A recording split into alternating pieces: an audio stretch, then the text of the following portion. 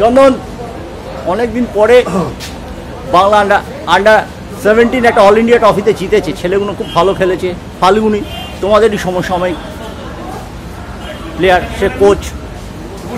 Obviously, I am very much happy because Falguni is a co-player and we are working together in RBI. Okay, so I am very proud कि वो जीतेছে বলে, এবং ও শুধু জিতেছে এই জন্য নয়, বা reserve bank employee job together.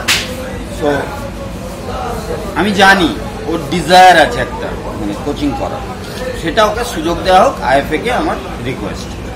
Ismail জনতা বলছে হালাল খেলার একটা চন্দন দাসের মতো একটা বিদেশি প্লেয়ার, ফ্রান্সের প্লেয়ার, মাঝখান থেকে তুমি যেরকম বল দিতে বা এটা এরকম কোনো চন্দন দাসের মতো এইরকম কোনো ইনফরমেশন আমার কাছে আসেনি। তবে he is a very good player. আমরা যে 18 তারিখ খেলা দেখতে যাব, প্রচুর চার্জ হয়ে যাব। গত বছর থেকে শুরু হয়েছে, একটা দলের ল্যাঙ্গুয়েজটা পাল্টে দিয়েছেন কোচ। হয়েছে এবছর থেকে আমরা যাচ্ছি গোয়িং ফর উইন। এবার চোখে চোখ রেখে কথা হবে। একদম একদম।